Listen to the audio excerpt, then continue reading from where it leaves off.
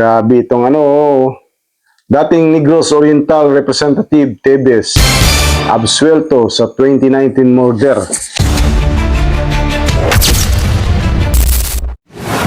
Kung inyo pong natatandaan yung kaso na ito na iniugnay kay Tebes na kung saan ay isa siya sa suspect sa pagpatay kay Ruel Digamo. Gumawa pa tayo ng mga video nito at naging marami tayong naibahagi dito noon kasi sinubaybayan din natin yung kaso na yun noon na pagkakapas lang kay Ruel Digamo.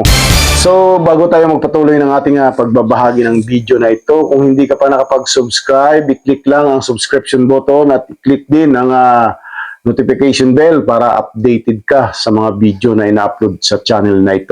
Ang pagkakasangkot na ito ni Congressman Arnolfo Tebes ay isa siya sa mga suspect sa pagpaslang o pagpatay kay Ruel Digamo, yung dating na gobernador ng Negros Oriental. Isa siya sa talagang tinuturong suspect na kung saan nga ay lumabas pa ng bansa itong si dating Congressman Arnolfo Tebes. Doon pa ito nahuli sa ibang bansa kung di ako nagkakamali. Tapos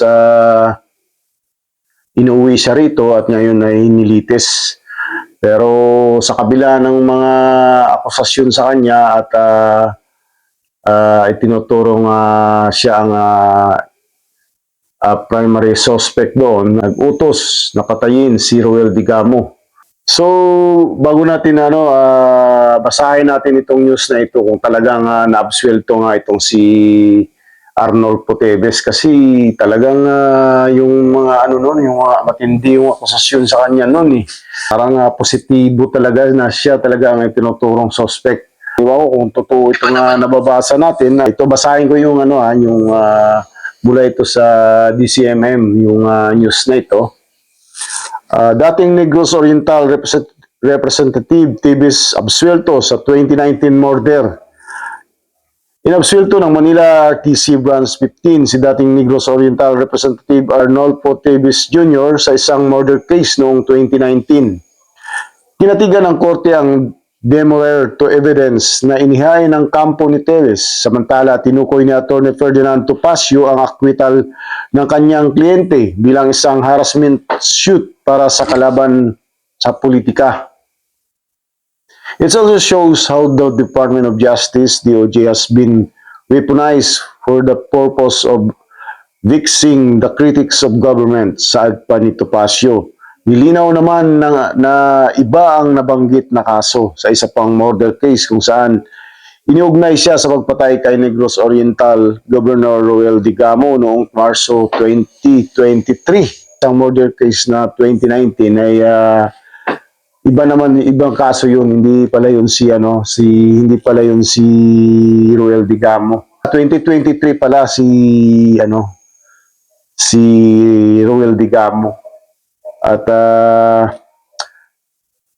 hindi siya akala ko naabsuelto siya dahil doon kay iba pala to, hindi pala yung tungkol kay Ruel Digamo. Akala ko yun ay tungkol sa kaso niya kay Ruel Digamo. So ibang kaso yun, yung pagkaka-absuelto, hindi si Ruel Digamo kasi itong si dating Congressman Arnolfo Tebes talagang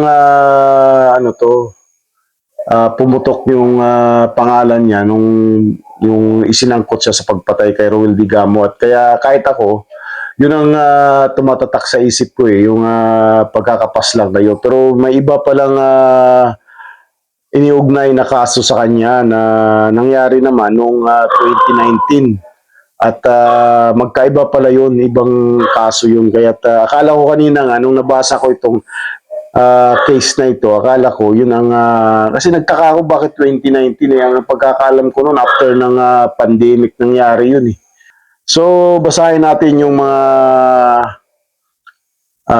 yung mga komento ng mga nagbabasa dito sa news online na ito.